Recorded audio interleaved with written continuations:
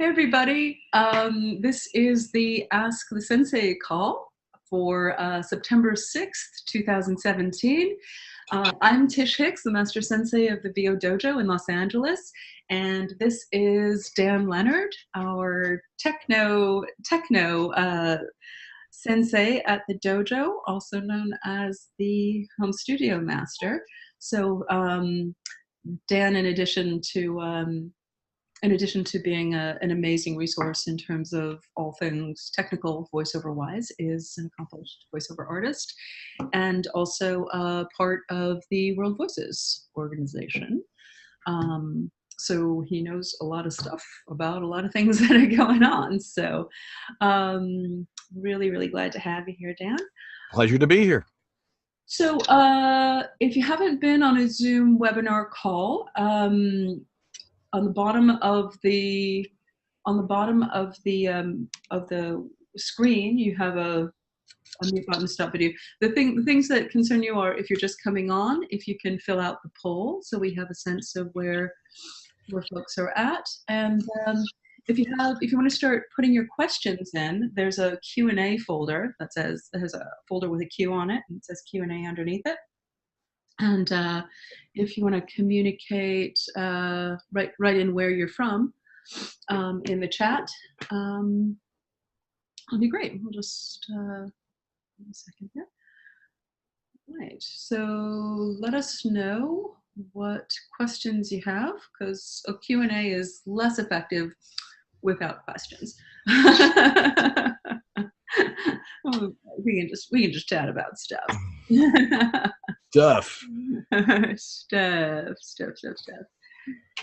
Yeah. Oh, I forgot to mention that that Dan is also the host of Voiceover Body Shop on Monday nights, and you guys were off last night, right? Yeah, we took the week off. We needed it. When you do, close to 45 shows a year, it's you got to take a week off every now and again. That's great. Okay. Let's see. We've got a first question here from Michelle. Hey, hey Parker. Yeah. Oh, hold on one second. My husband, who's my tech guru, can you remind me how to? We don't. Oh, never mind. I think I got it. I think I answered my own question. Yay! All right. Since there's so few of us, I'm going to promote Michelle to a panelist, so we'll be able to see you if you'd like. If you don't want to be seen but just heard, you can just stop the video. There we go. We'll unmute you. But this is Michelle Haynes from LA. I've been talking with her this week, and she's a pretty unstoppable force. But Michelle, do you want to ask your question that you've typed in? Sure. I was just wondering. Hi, by the way. Hi there. I was wondering if there's like a standard professional mic that you would recommend to just about anyone and an IO to get started, or does it really depend on the individual? All right. Well, there's a lot of different ways you can look at microphones. One, the way it looks has very little to do with how you perform. The way it sounds has very little to do with how you perform. It's not the microphone. You don't want a cheap microphone. What you want is any good studio condenser mic over $200, $250. If you buy $1,000 mic, it's going to make you sound fabulous, but it's also going to make your room sound amazing. Every little flaw that you have in your house, in your room, anything will be amplified by a more expensive microphone. There's no question about it. Okay. For voiceover, you've got to realize that you are not in a big professional recording studio. You do not have a professional engineer writing your levels or anything like that. You're in a very specific environment that requires good acoustics. That's 90% of the quality of your audio is the acoustics of your room and not your microphone. There is not one microphone out there that is going to improve your performance in any way, shape, or form. And all these people you see on forums saying, this one makes me sound great, is fabulous for them. What makes them sound great to their ears means absolutely nothing to you and should mean absolutely nothing to you. A lot of people try to say, oh, I sound great on this. The fact of the matter is, you don't hire you. If you're doing this to satisfy your own ears and what you think is great, and you have no experience at what really good audio is, you're really not helping yourself at all. Any good mic, over 200, 250 bucks, under 500 bucks, should serve you just fine. There's no standard at all. When you go to shop for microphones, it's like standing in the cashier aisle at the supermarket and looking at the gum and mints. You've got so many choices, and those choices have almost nothing to do with voiceover. Nothing. All you need is a good studio condenser mic, something like an AKG Perception 240 or an Audio Technica 2035 or 2040 or 4040. I'd say avoid USB mics. Far more of the quality of your audio, like I said, has to do with the acoustics, but even more so with your microphone technique. You can take a microphone that is not $1,000, and if you use it properly, it will sound just fine. And there are no engineers out there, and certainly no corporate weenies who are listening, who are trying to get audio for their PowerPoint presentation, who can tell the difference. So, there's a lot of mythology around that. So, there are some recommendations there. Like I said, the AKG Perception series or the Audio Technica. Don't go for the 2020. That's a noisy mic. Oh. There's this mic here, the AKG, or this is the CAD E100S, although they've apparently had some manufacturing issues lately. And actually, the MXL mics, the more expensive MXL mics that are about $300-400, are also excellent. Okay. So it's more how you position yourself to the mic than it is what mic it is. Oh, okay. Cool. Was that a thorough answer? Yes, it is. Okay. And also the IO. Right now, I have the Scarlett. What is it? The 2i2? Yes. Is that not that great? No, the 2i2 is an amazing piece of technology. Oh, okay. It's that's the thing that really is the change in our business, is that these audio interfaces, these digital interfaces, have really good preamps in them.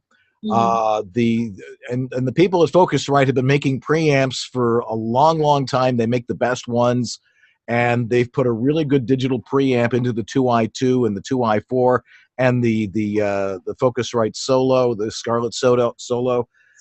They're really good, and it may be the only one you may ever need.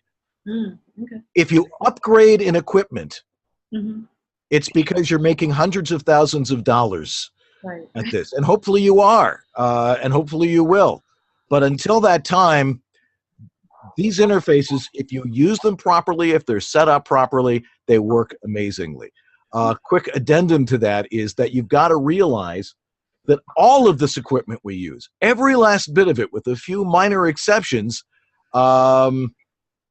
is designed for recording music. And we're not recording music. We're recording our voice from a very specific distance for very specific purposes. We're not hugging the mic. We're not, we're not trying to, sound like Celine Dion or whatever. I'm dating myself, but, it's one of those things that people tend to misunderstand. There is one good mic that was designed specifically for voiceover, and that's the Harlan Hogan VO1A, which you can get at voiceoveressentials.com, which is also a great mic, which is made by MXL. And that was really designed specifically for voiceover. Not a whole lot of other mics are, though. And what makes a mic designed for voiceover? What is the difference? Well, it's just the way the electronics in it tend to. It tends to emphasize the low end just a little bit, but it also has a nice frequency response across. What Harlan did to it, or his engineers did to it, we're not quite sure. It's just a very clean sounding mic at a really good price point. And I tend to think it's probably more for more booming voices and stuff like that, but it seems to work great across the spectrum. And what you want is a clean sound, not a real colored sound. So that's pretty much what he was going for. You were looking for a mic that has a real flat response and doesn't tend to emphasize too much over anything else. Okay. Yeah. So what I'm hearing you say, Dan, is don't break the bank. Right. Well, keep it, set a budget and keep it. Get to a condenser mic with an interface as soon as you can. Yes. Rather than no. If you have to start with a USB mic, just or do you feel like there's condenser mics that are in the same price range? Well, there are only a couple of USB mics that I would recommend if one needed to have a USB mic. The one that's made by Shure and a few others, but I think it's much smarter that people start using what they should actually be using, which is a good interface and a good microphone, so they don't have to worry about that kind of stuff. If you're working to try and get equipment or trying to think that I've got to spend money to have a great sound, you're not looking in the right place, and you're not asking the right questions. So keep it simple, but USB mics tend to be very noisy. Mm-hmm. And also, it sounds like you're saying that in the $500-600 range, you should be able to get a good setup. Oh yeah. Yeah. Okay. Good. Bruce asked to repeat what was said about MXL. He has an MXL. Oh yeah, he's got a 990. 990 is an okay mic. It certainly isn't expensive. I think it's like $99 or something, which is why it's probably called the 990. And it's okay. Again, it's not top of the line. If you want to move up to something else, look at some of the other stuff that MXL makes. If you go up to like a $200 range in an MXL, you'll be fine. The 990, people used to say that MXLs were cheap because they were made in China. Well, they really upped their game. And I've been to their warehouse in El Segundo and talked to their people there and talked to their techs, and they do really good quality control on them now. And they just are really heavy duty, good mics. I would say if you've got a good interface and you've got that 990, let's look at how you're using it more than, hey, I've got to get a better mic. I doubt that if you're not getting work, it's because of that mic. It could be a matter of mic distance. It could be a matter of how you're approaching it, if you're setting your levels properly, what interface you're using, stuff like that. Mm-hmm. Cool. And if anybody starts getting like tech blank out, sometimes that happens to me when people are throwing tech stuff around that I go like, I didn't say any kilohertz stuff or any of that stuff yet. I'm trying to keep it simple here. But still, I think that there's also just under like, all I'm saying is if you have any other questions of clarification, it's okay. I think sometimes if you don't know, it's like, what does that mean? It's okay. It's okay to keep asking questions. Does anyone have any other questions? Oh, here we go. Here's a great question from Anna. I'm gonna put you back to participant. Michelle. Let's see. Oh, hold on. I promoted panelist, and let me get this right. Michelle. Oh, how do I get you back? Hold on. We'll just be a whole gang here. Well, maybe this idea didn't work. I will figure that out. In the meantime, here's a question from Anna. What are the most common errors in mic usage? How do you minimize breath sounds using mic technique? That's a great question. Yeah, well, there's a real easy way to avoid breath sounds, and that is be in really good physical condition. You've got to breathe, and you've got to learn how to breathe properly. And one of the things you should do, and I'm sure that Tish, you teach these in your classes, is that you've got to be able to read an entire sentence without taking a breath, or maybe an entire paragraph. It's really, really important that you be in the physical condition you need to be doing this professionally. And that means being able to read an entire sentence without taking a breath, not being excited, not overemphasizing anything. It's got nothing to do with mic technique. You know, mic technique is a very simple thing. Here's my mic here. It should be in front of you. I mean, I could probably put this over a little bit further and give you a perfect demonstration of how to do this.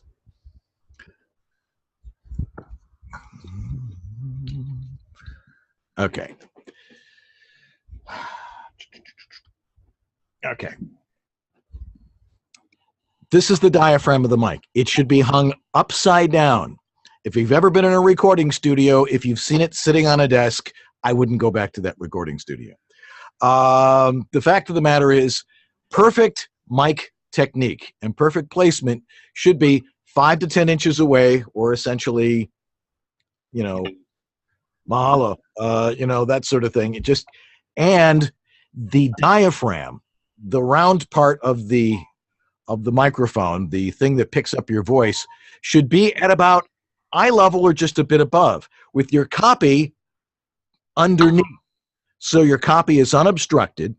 And as you can see, you can hear me like I'm in the same room with you, and I can go Peter Piper, picked a peck of pickled peppers all day long. You'll notice I don't use a pop screen either.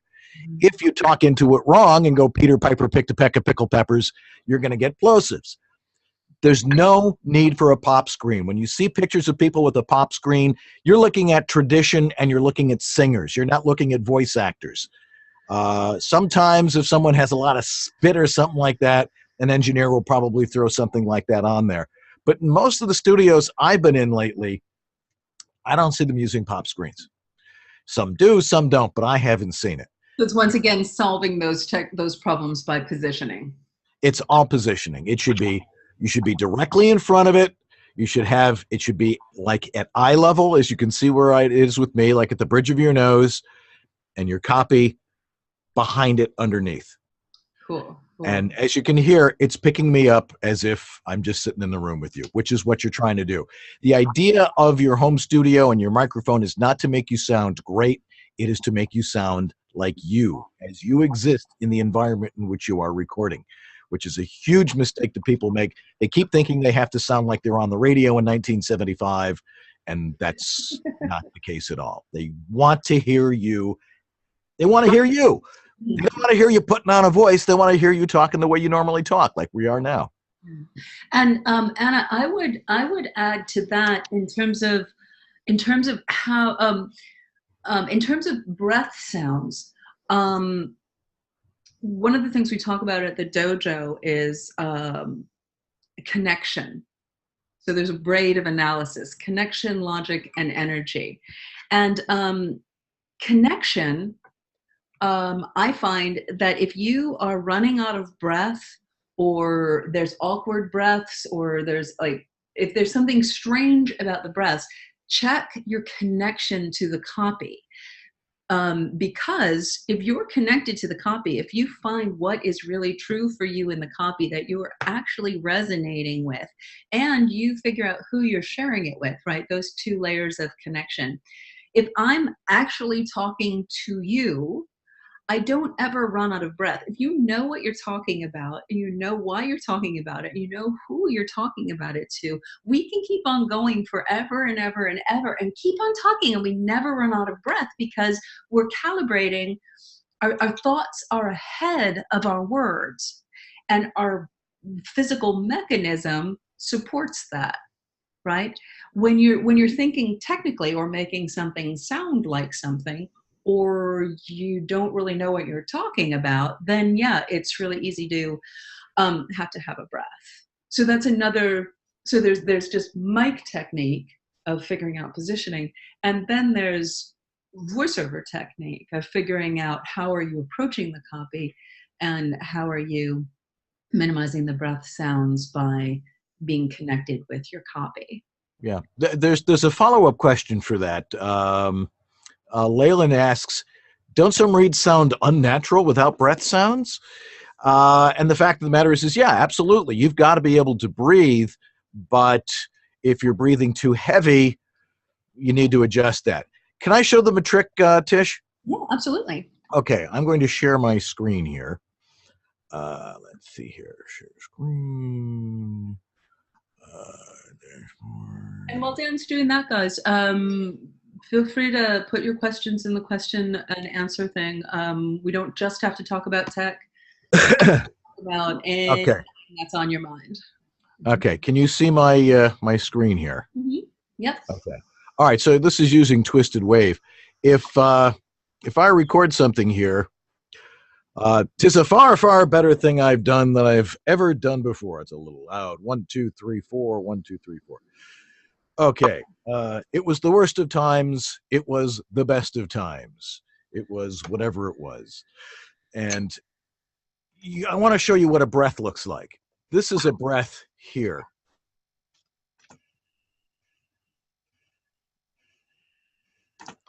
Now, as you can hear, 1, 2, 3, 4. Can you hear that okay? It's a little muffled. Hold on a second. Now you'll be able to hear it. 1, 2, 3, 4. Now can you hear it? Yeah. Okay, cool. All right. Again, this is a breath right here. All right. Yeah, yeah. The way you deal with a breath, if it looks like an egg, as you can see here, and the best way to deal with it is to reduce its volume instead of just cutting it out, like silencing it out. That usually makes it sound very abrupt. The way to really fix it is to use amplification or de-amplification. So you would use a gain control, and you would take it down. And this isn't too techy. You take it down 15 dB. You highlight it. You go, okay, I want to reduce this by 15 dB, and you hit apply, and that reduces it. Oh, great. It's my mom. Hold on 1 second. Hey, Mom, I'm doing a webinar. I'll call you back. Okay. Anyway, all right. Anyway, as I was saying, as you can see now, this sounds completely natural. You'll still hear a breath. 4, 1, 2, 3, 4. Okay. It was the worst of times. It was the best of times. It was whatever it was. Okay, and there's another breath here. And again, just take it down 15 dB. It was whatever it was. And you can hear how it creates a much more natural sounding breath.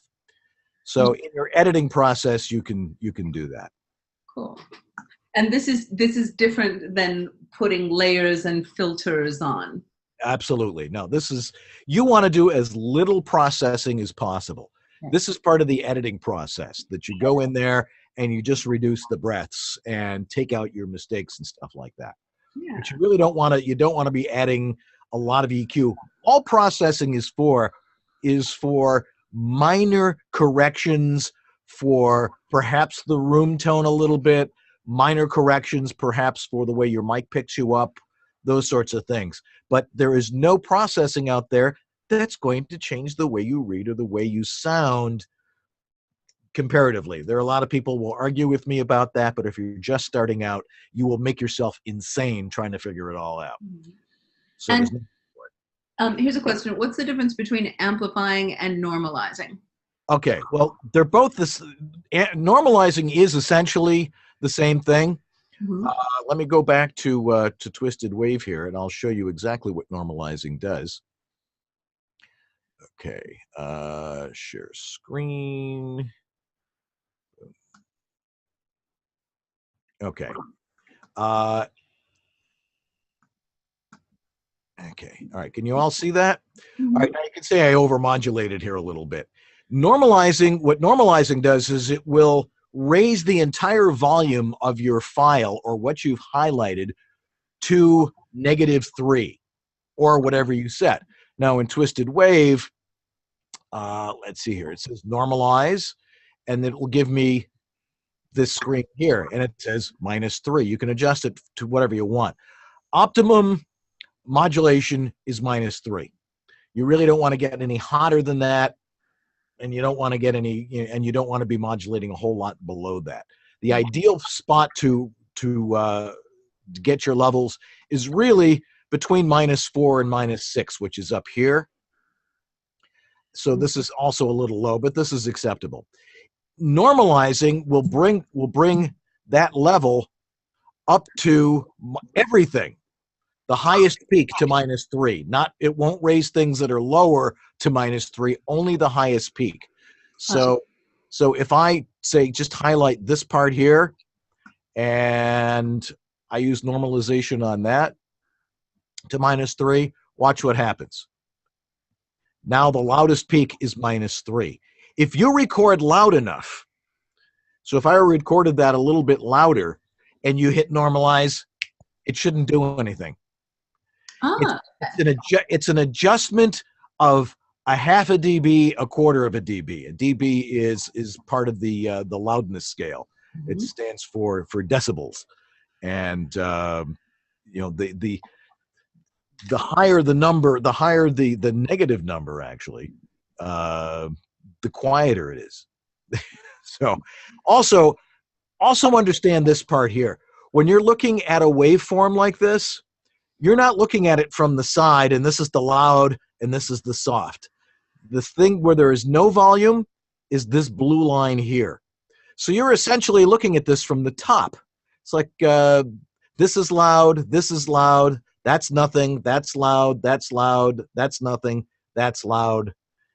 Mm-hmm. That's really what you're looking at. So if you've got spikes that are way down here, it doesn't mean it's really, really quiet, or it has nothing to do with the lower frequencies of your voice. Like that. It's the peak on the other side of that waveform. Waveform is this whole thing. That's a peak, that's a peak, that's a peak, that's a peak. All right. Mm-hmm. Anyway, back to normalization and amplification. If I undo that, say I recorded this a little bit louder. Again, if you normalize, it really shouldn't do a whole lot. What a lot of people tend to think they can do with normalizing is, say you record something way too low, like that. A lot of people say, "Oh, I can just normalize it." Mm-hmm. Well, when you record low and you normalize, it doesn't just make the loudest peak and everything louder. It makes everything louder. It makes, if you've got room noise and you record really low, it's going to emphasize the room noise. Mm-hmm. So you want to record as loud as possible in the beginning when you record initially. The other problem is that if you don't record loud enough and you have to add a lot of amplification to the signal, it also will make what's called white or pink noise, that hissing sound, because your computer, the software, is actually raising the volume, and what's missing gets made up with this white noise. So you don't want it down there. If you take this and normalize that simply by normalizing to -3, it may look big enough, but it's also going to make everything noisier. Right. So record loud enough to start with. This is optimum modulation like that. Mm-hmm. And then would you amplify something like we de-amplified something? Would you amplify just a little section of something? You could say, when I started out here and I overmodulated, which means I went over zero here. I could also normalize that, but it still peaks, right? It will actually take it down. Yeah. So you have a lot of headroom in digital recording. So now it's a far, far better thing. It doesn't overmodulate so much. So you might actually be able to rescue yourself if you have a loud transient or something, a loud spike that goes over zero. And even if it's clipped like that. Right. Yeah, it's clipped, but even with digital recording, you may not have that much distortion, and you might be able to rescue a piece of a recording. Cool. That answered the question. Now, amplification is simply reducing or amplifying something by a given set. So if, say, you want to reduce, if you've got a high spike here and you want to even it out with the rest of this, again, I say take it down 1 dB at a time until it's even. Oh, interesting. Okay. Oh, okay. Cool. And then you won't really notice the change in volume. Okay, it was the worst. So that's how you fix those things. Very But useful. try to record at the right level to start with. Right. And position yourself in yes. Good. There's a couple of other tech questions. Jim Sharkey says, I have Harlan Hogan porta booth with his microphone and anticipate needing portable dampening to place behind and around me. Any recommendations? Portable? I mean, are you using the porta booth? I mean, there's more question there. Are you using the porta booth strictly for on the road, or are you using it for your permanent installation at home? One of the things you can do is moving blankets. If you don't want to spend much, you can go to Harbor Freight. You got a Harbor Freight in your town, and they're really cheap. And you double them up and you put them on the wall behind you, or you can hang them on the wall on, like say a clothes rack or something, so there is diffusion behind you.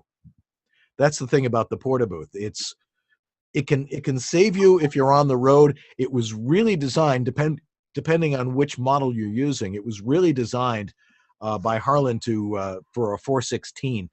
But it works good with other microphones too. But the mic placement has to be right. You can't talk into the middle of it. You got to talk into the top lip, and that's really the same. The same rules for using a condenser microphone apply when you're using a porta booth. And again, you probably do need some diffusion material behind you. Yeah. Okay. Good. And Bruce asks, aside from gain and headphone volume, do I need to adjust anything else on my interface? For example, I have a PreSonus audio box that has knobs for mixer and main, or should I just upgrade to a Focusrite, less knobs and sounds?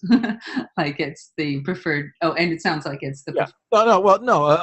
An audio box made by PreSonus is really good too. Don't worry. The mix has to do with playback and record and overdubbing. It really has nothing to do with initial volume. Just keep it set at 12 o'clock, and and then set your headphone volume if you're listening. And boy, I get into arguments with people all the time about whether you are using headphones when you're recording or not. There's a very popular teacher here in town whose name I won't mention, but it ends in 17th. And he approached me a couple of weeks ago, and he's like, why are you telling people not to use headphones when they're recording? They've got to be able to hear what they're saying. And I'm like, but you can't hear what you're saying when you're talking? My philosophy is you should hear yourself in the environment in which you're recording.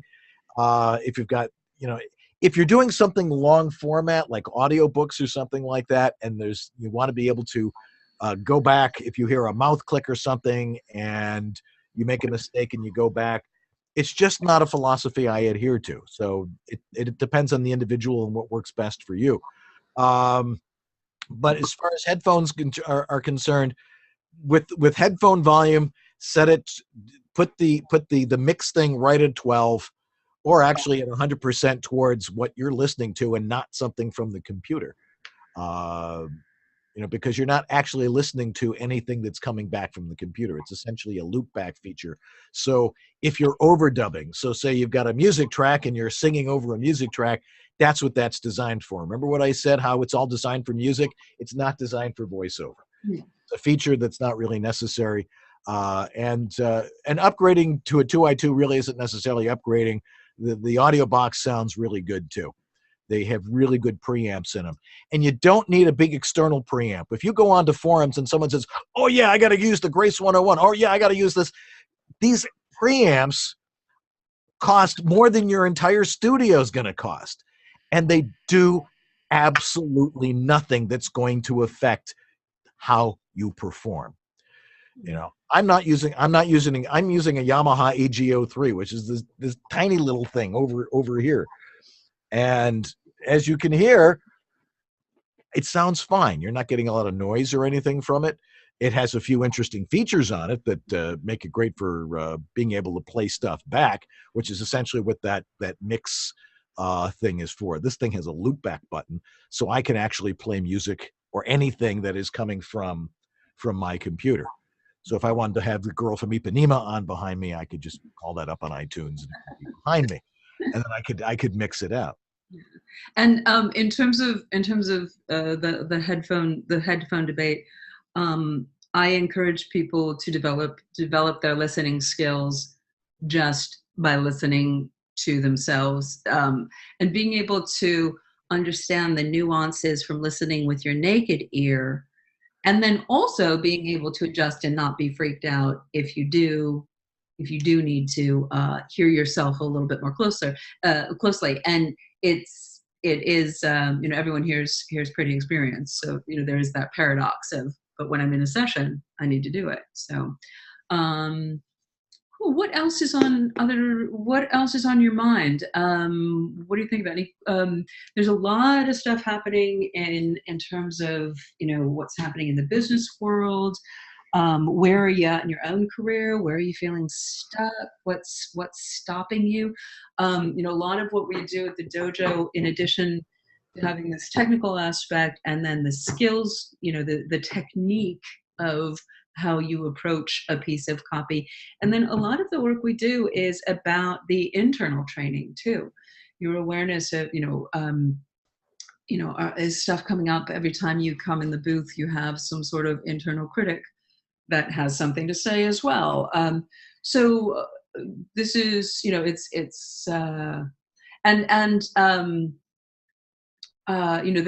tech is important.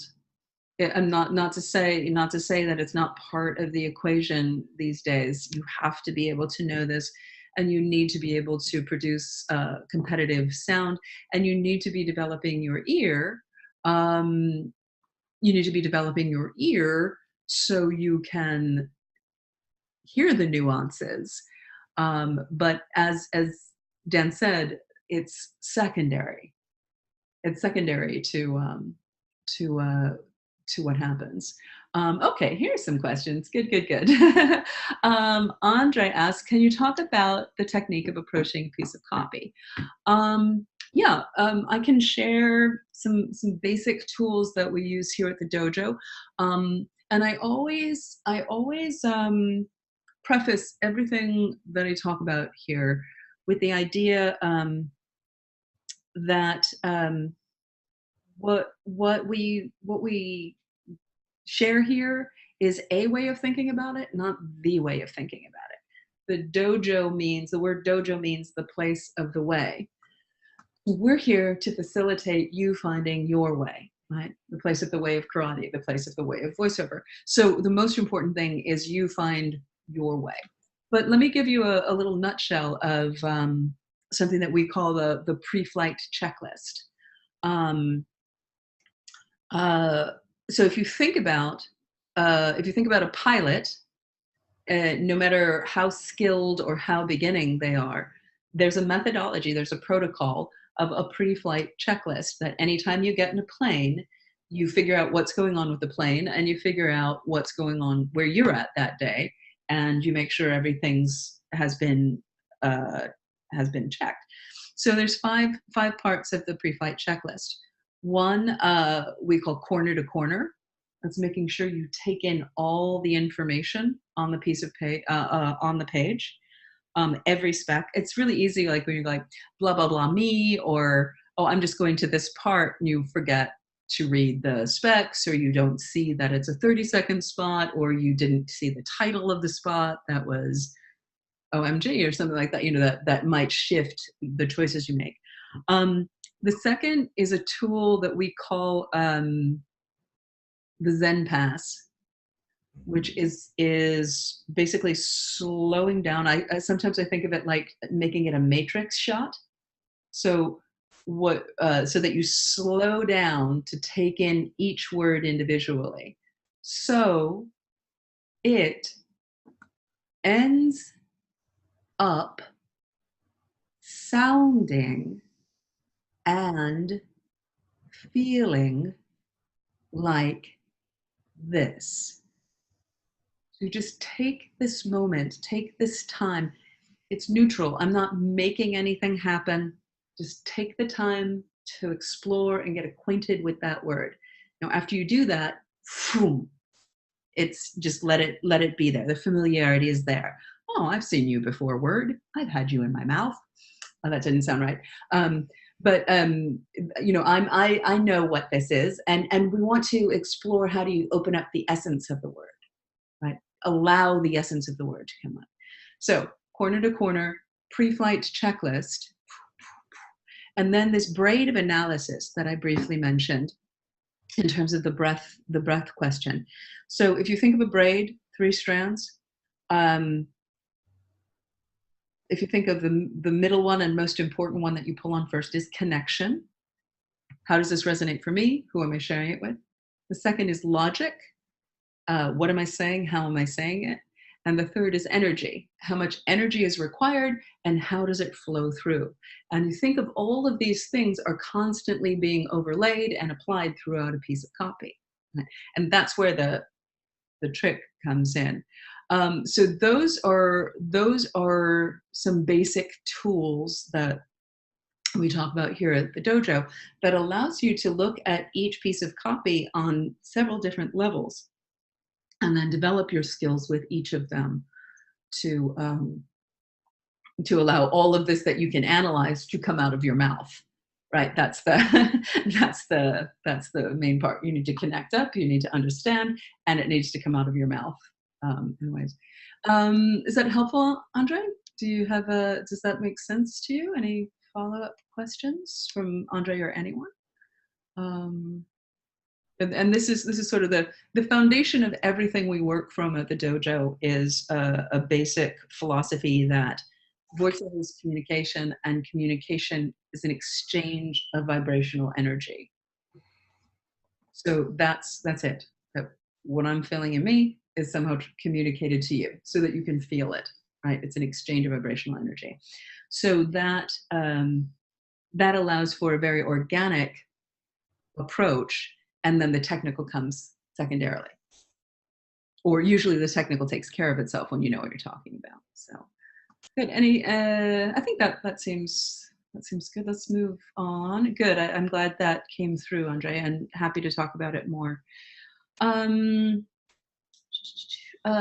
Jim asks, Dan, you said to go for -3 dB, and then you said 4 to 6. I'm a newbie. Can you clarify? Okay. All right. Well, I was talking about 2 different things. Let me go back to sharing my screen again, and I can show you that. Let's see here. Okay, and okay, here's Twisted Wave. All right, let me show you again on here. Let me just eliminate all this.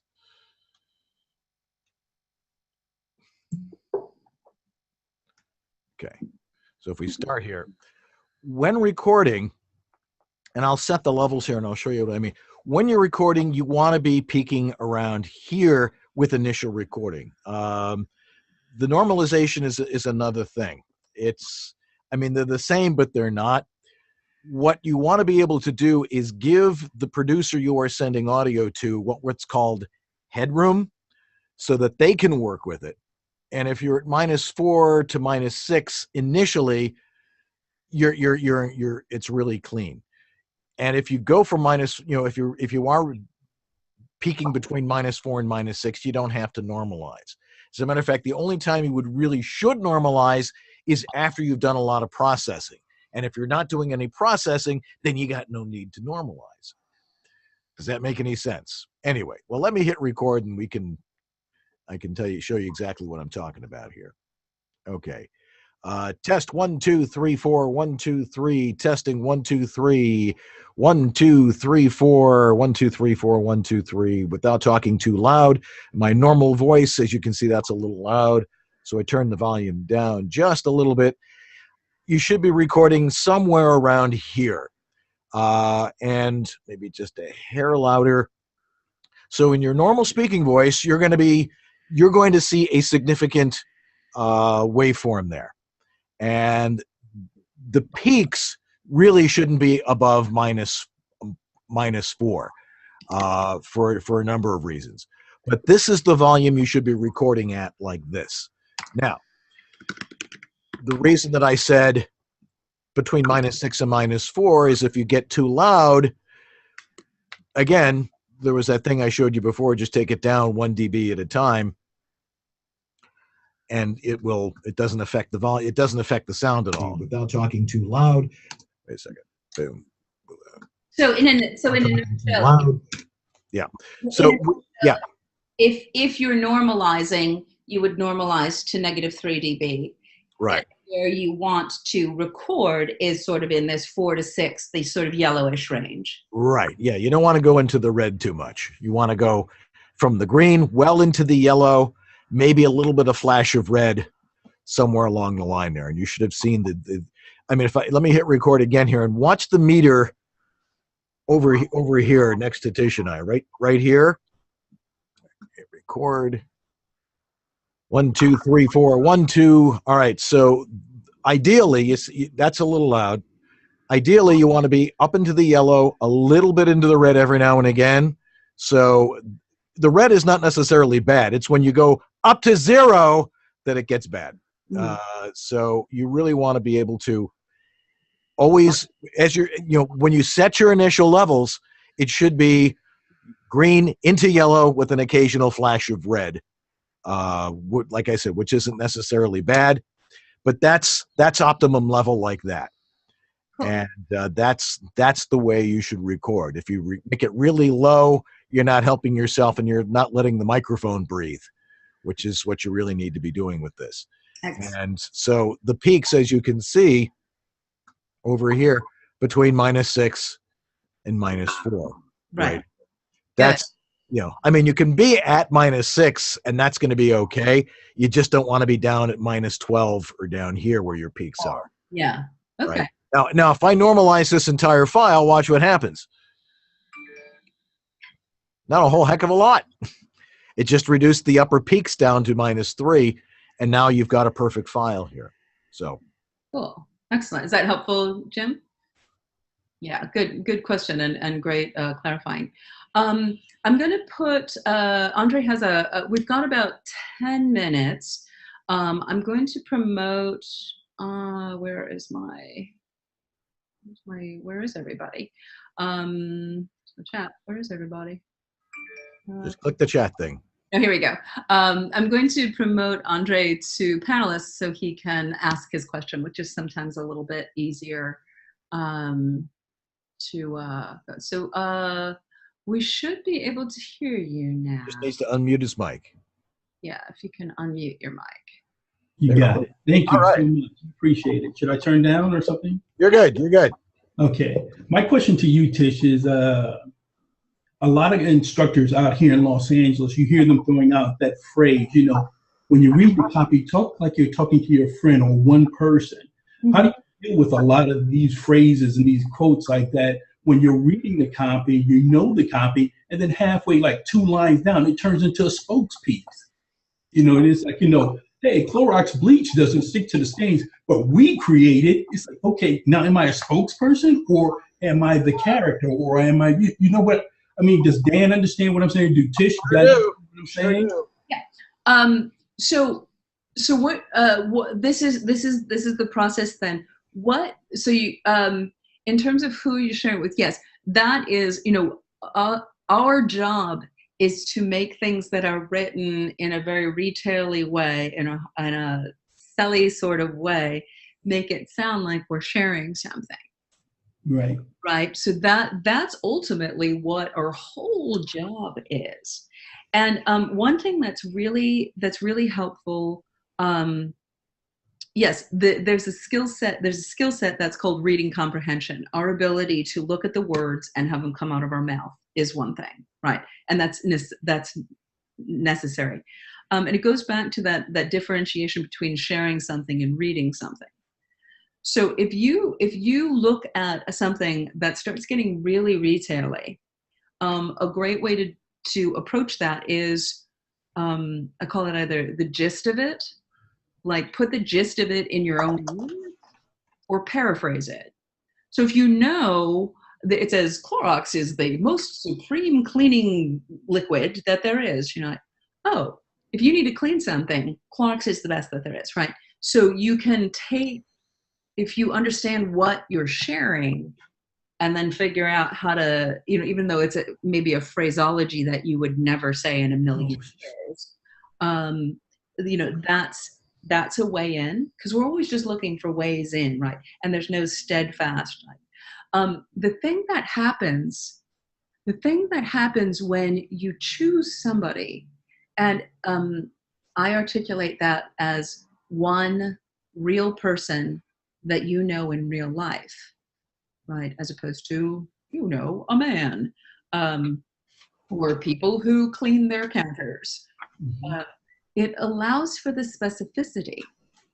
And what happens is you thinking about connecting or sharing something with your actual brother is going to allow us on that vibrational level to get all of the nuances of all of the years that you've been brothers with your brother, and what you know about him, and what you know about him cleaning, and what you know about what he needs.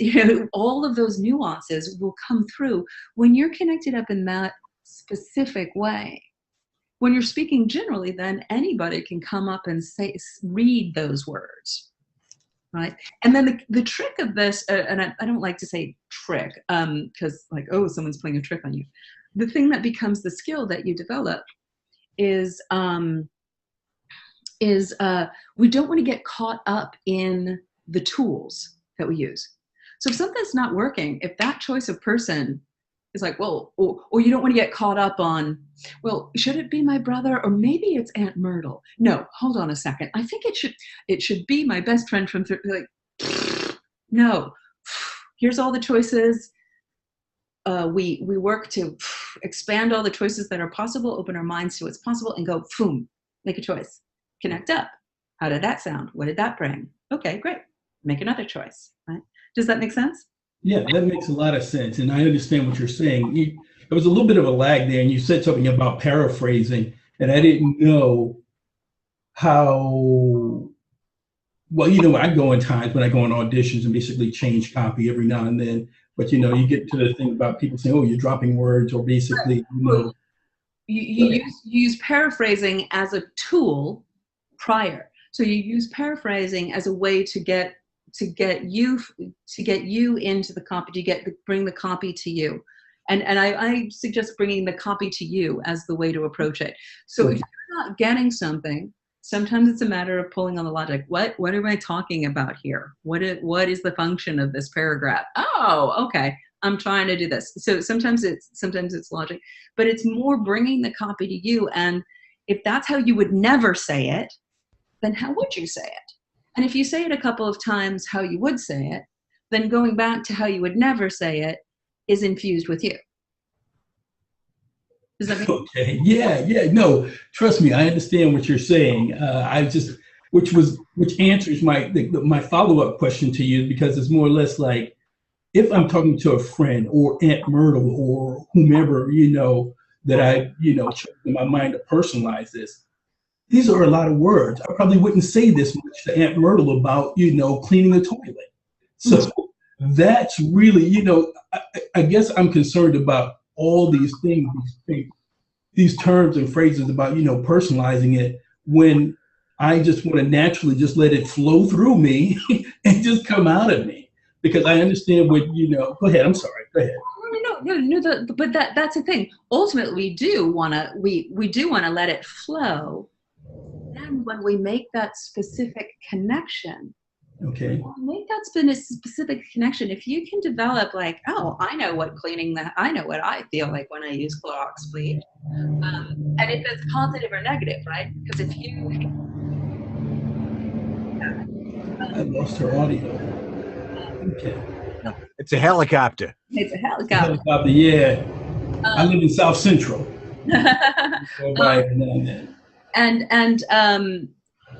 So finding that in. Let me see if I can keep my train of thought. Ask me your question again. Oh, the words, so many words that I wouldn't really be saying to a friend or to an aunt, or something about cleaning a toilet. All right. So if you can create this connection, right? It's an exchange of vibrational energy. So if we know you're talking to your aunt, and can, you know, get the experience that you have. She's the one that always makes snickerdoodles or whatever, makes the best whatever. Then there's a way that you're going to be relating that. And if you can imagine that you're creating this exchange of vibrational energy, or like that there is a sound wave and you're intending it for Aunt Myrtle, but because we as listeners come into it, we'll just feel that exchange, right? And if that's honest and truthful, then we'll feel that, as opposed to general and an idea of something. Okay, I got you. Yeah, and you know, all of these are about finding the nuances, guys. And once again, what's most important is what I'm feeling, not what you're feeling. So usually it coincides, like, oh, I really kind of felt that. And then usually what happens, we talk about getting the shiver.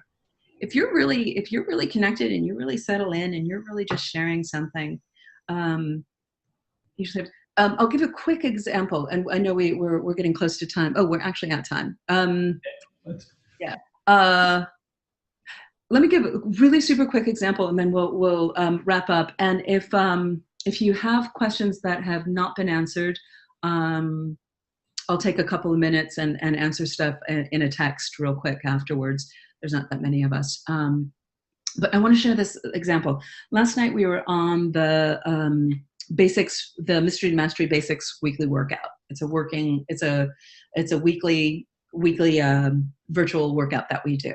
And the copy was something about Hallmark rebranding to be less sappy and more like, hey. And it was about Mother's Day is not about celebrating your mother. It's about celebrating all that they've done for you. You know, kicking your ass. And it didn't say kicking your ass. It wasn't Which that. reminds me, I have to call my mom. Yeah. But you know, it's about these things. And so when I spoke, the girl who did it, they did a nice read of it, but it was too projected. It was too the idea of the read. And I said, okay, so tell me your mom's name. And then I asked, is she with us? And she said, no. And I'm like, so now she is going to bring herself to a Mother's Day card copy in a different way than those of us who are getting calls in the middle of everything, you know, that take our mom for granted. So we got to a place where we made it really specific, and also not going to the sadness of not having her mom, but the joy of what did her mom bring. And then I asked her some really specific questions, like, how did your mom help you in this way? What did she do? And then it all just so came to life in a way that was only her and her mom. And then we felt it, right? And then it all settled in exactly where it needed to be. And we all felt the shiver because it was true. Right? Anybody can read something, only you can share yourself in this copy the way you can, right? And that's the game. So. You know what? Perfect. And I love it. I know you got to get off. I'm going to go back and sign up for the next webinar that's going to come up, I think in October or something like that you're going to be doing. My next big question to you is this relaxed voice thing that everybody's talking about. I've been listening to a lot of demos of like people who are out there, you know, with ABO and other Vox, you know, and all the demos pretty much kind of sound the same to me because everyone wants to be so relaxed when they're talking with their copy. So next time, you know, when we get a chance on the next webinar, I like to bring that back up and talk to you about it. Excellent, good. And guys, you know, on our website, www.thevodojo.com, there's a place that you can sign up for a free 15-minute, I call it a voiceover once-over, and get a sense of where you're at. You know, so, you know, if you want to talk more, you can hop on my calendar for a voiceover once-over. You know, it's not like every day, but if you have other questions and want to hear more about what's going on at the dojo. Great, this is really nice. I'm so glad that you guys were here today. It's a small but mighty group. We are here, as Andre said, we are here the first Wednesday of every month at 10 a.m. Pacific time. What else do I need to? I'd love for each of you, whenever we get together at the dojo, we finish up with two or more of us are met. We finish up with what I call a dojo O, and it's taking everything we talked about, and there's a lot of tech stuff, but everything we talked about, and what is one thing that you can share that made you go, oh, or oh, or oh. And then, so that's one part of the process. And then the other part is distilling it down to its most essential form. So if you have a second, I know we're a little bit over, so if you need to go, that's totally fine. But if you have a second to type in your Dojo O for today, that would be great. And what this, as you're typing, keep on thinking about it, keep on typing, and I'll tell you what this does. It allows us to leave. It allows us to leave with little gems from all of us. So all of us heard the same information, but each of us will distill something different and go, oh yeah, oh, that's a great way to think about that. I'm going to take that little distillation. And then ultimately, as we've been talking about technique and skill building, what we're always doing is opening up our mind. I call it nimble-mindedness. We think of all the possibilities and then distilling it. So this is an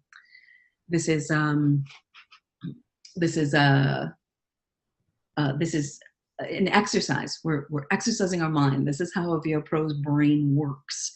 And you guys are pros. So this is what you do. How do you keep on refining it? So good. So we got some great ones. Jim says, hang the mic upside down. That's good. The braid of analysis from Andre. Tech items, like getting the specifics. Sometimes that's the O. Oh, that's easy. And then Michelle, understanding the best mic for where you're working. That's really good. Yeah. Oh, one other thing, Tish, a lot of people were talking about, their mics and stuff like that. If you want a free analysis of your audio, you can go to my website, Yes. homevoiceoverstudio.com, and click on the specimen collection cup, and you can send your sample to me, and I'll give you a free analysis. And if we need to do a further consult, of course, you get the VO Dojo discount on that. Yeah, and Dan comes to your space and sets it up specifically for you. So, and then also voiceover body shop every Monday. Yes, I believe you're going to be on at the end of the month. Yes, on the 25th. Yes, so, that's almost the end of the month. All righty, great. Good. If you are interested in working with the dojo, if you're just starting out, I don't think anyone's just starting out, but the You Should Do Voiceover Intensive is coming up this weekend. And it's also good if you are kind of on your journey, but want to kind of anchor your work and move on from there. If you want to figure out how to wrap up everything you've got and put it in a place. If you're on your journey, the Mystery to Mastery program is like going into full training for voiceover. We work 7 elements. So you're doing you're working on your voiceover in a lot of different ways all at the same time. We do have some openings for people who are at advanced levels. So if you're interested in that, talk to me. If you are a working pro, demo repped and booking, the Nth Degree is our weekly workout, our weekly virtual workout. And then the VO Dojo Pro Fight Club we do one live in LA and one virtual each month. Brings together top-notch talent with the decision makers who hire us. So the fall session starts out with JJ Durgans, who's promo producer from CBS, and she's brilliant because she's also a promo talent and one of the best people. She's so wonderful. So that's September 18th. If you're demo repped and booking, touch base about playing, and everyone can jump on to audit that virtual thing. Things like $29, $39. So that's what we got going on here. We look forward to seeing you all next month. Tell your friends. The monthly call, Jim, you're on it. It's the basics call. Oh, what is this monthly call called? This call is called Ask the Sensei. The Sensei. So Dan and I will be here, and then I'm hoping to get some other folks to add another voice as well. So we'll keep on bringing in other people who can answer with another perspective, because it's always about that. Great, guys. Thank you so much. You should be getting a recording of this if you want to listen to anything again. Contact Dan with any questions tech-wise. Contact me if anything of this resonated. And thanks so much for spending time with us this morning. It's really cool. Thank you. It was a pleasure. We'll talk to y'all later. Thanks, Dan. Bye-bye.